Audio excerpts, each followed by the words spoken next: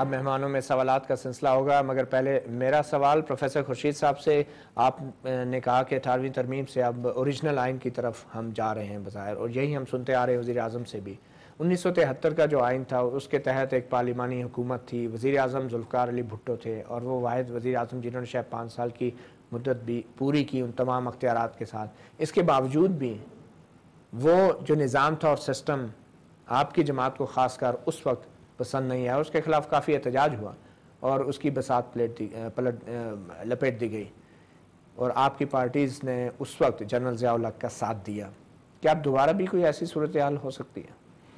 مجھے توقع ہے کہ نہیں ہوگی، نہیں ہونی چاہیے. اس کی بنیادی وجہ یہ ہے کہ 73 کے کانسٹیٹیوشن کے بعد 24 گھنٹے کے اندر دستور کو عملاً سسپینڈ کر دیا گیا. فنڈامنٹل رائٹس ایمرجنسی لگا دی گئی.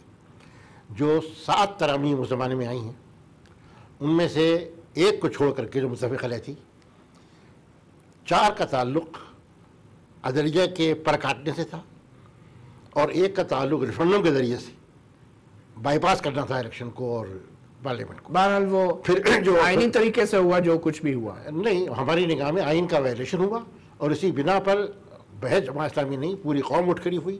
پی این اے ایک عوامی تحریک تھی، 9 جماعتیں اس میں شریک تھیں، صرف ایک جماعت نہیں.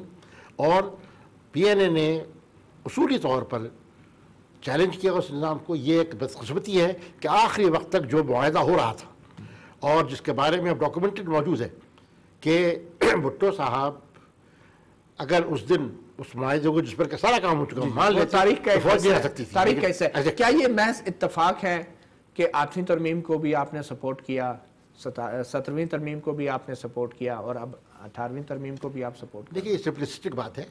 ہماری کوشش یہ رہی ہے کہ جس طرح بھی ممکن ہو آمرانہ قوت سے جمہوریت کی طرف لایا جائے. 8ویں ترمیم میں آپ کو معلوم ہونا چاہیے کہ ریوائول آف دی کانسٹیٹیوشن جس طریقے سے کیا تھا ضیاء صاحب نے، 8ویں ترمیم نے اس کے اوپر شدید پابندیاں لگائیں، اس کو کنٹین کرنے کی کوشش کی.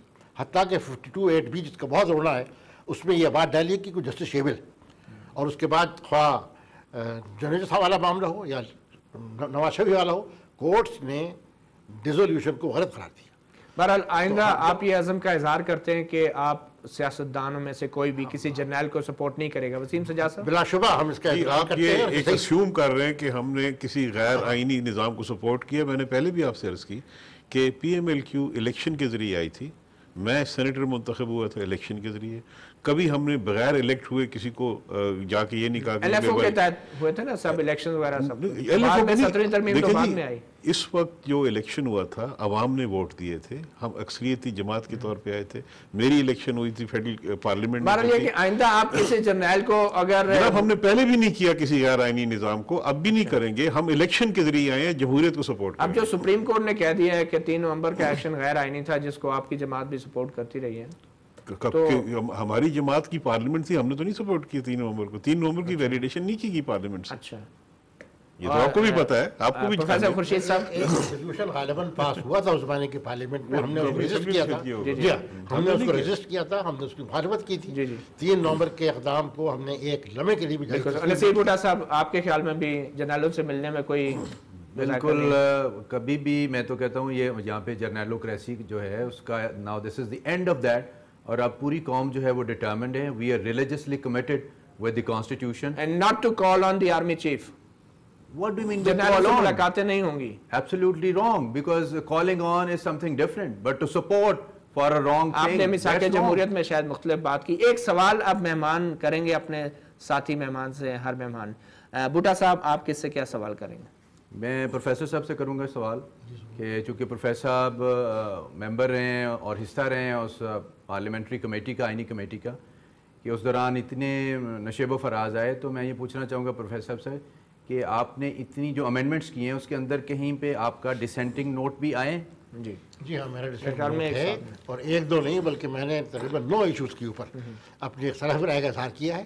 لیکن میں یہ بات بھی ساتھ کہنا چاہتا ہوں کہ اس کمیٹی نے 9.5 مہینے بڑی محنت سے کام کیا ہے، اور اللہ کا شکر ہے کہ ایک فیملی کی طرح ہم نے آپریٹ کیے. اختلافات بھی کیے ہیں، شدید اختلافات کیے ہیں، لیکن اس کے باوجود اتفاق پر ہم آ گئے ہیں. جی اب آپ سوال کریں پروفیسر خورشید صاحب.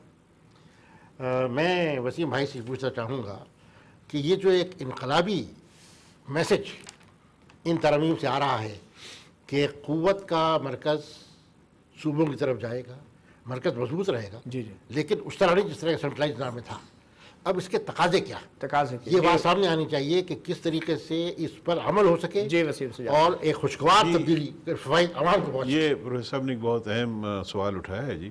اب بہت سی ذمہ داریاں بڑھ جائیں گی صوبوں کی، ان کو نئے ادارے بنانے پڑیں گے، ان کو ایکسپرٹیز لانی پڑے گی، وسائل کی ضرورت ہوگی، اور یہ آسان کام نہیں ہے. اس کے لیے ہم نے امپلیمنٹیشن کاؤنسل کی تجویز دی ہے کہ وہ ان چیزوں پہ غور کرے، اور پھر ایک وقت مقرر کیا 15 مہینے جس میں یہ صوبوں کو یہ اپنی کیپیسٹی بلڈ اور اپنے اختیارات وہ ضلعی سطح تک بھی کافی حد تک منتقل شاید انہیں کرنا پڑیں گے. یہ تو اس لیے یہ وسیم سجاد صاحب اب آپ سوال کریں. وقت جی میں بھٹا صاحب سے پوچھنا چاہوں گا، کیونکہ میں اور پروفیسر تو رہے ہیں کمیٹی میں، کہ کوئی ایسی چیز ہے ان کے خیال میں جو ہمیں ترمیم کرنی چاہیے تھی اور نہیں کی؟ کوئی ان کے ذہن میں کوئی ایسی بات ہے؟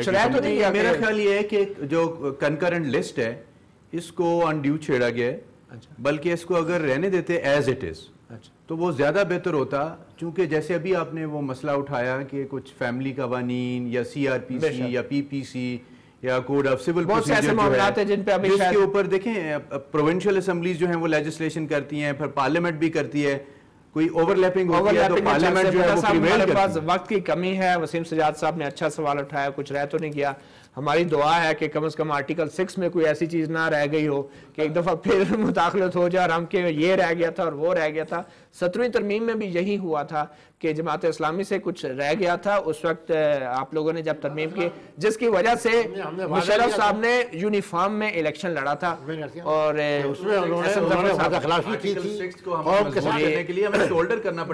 بالکل ہم دعائی کر سکتے ہیں. بہت شکریہ آپ تمام مہمانوں کا ہمارے پروگرام سوال میں آنے کا. وسیم سجاد صاحب، پروفیسر خورشید صاحب اور نصیب بھٹا صاحب. یہ تھا ہمارا آج کا پروگرام. 18ویں ترمیم قومی اسمبلی سے پاس ہو چکی ہے، اب یہ جائے گی سینٹ میں جہاں پہ اس پہ بحث ہوگی، اور پھر اس کے بعد پاس ہونے کے بعد صدر آصف علی زرداری اس ترمیم پہ دستخط کریں گے جس میں انہوں نے بہت سے اپنے اختیارات وزیر اعظم کو یا پھر پارلیمنٹ کو دے دیے ہیں. یہ تھا ہمارا پروگرام. آپ کے ذہن میں کچھ سوال یا رائے، میرا ای میل ایڈریس نوٹ کر لیں، سوال@dawnnews.tv. مطیع اللہ جان کو اجازت دیجیے. اللہ حافظ.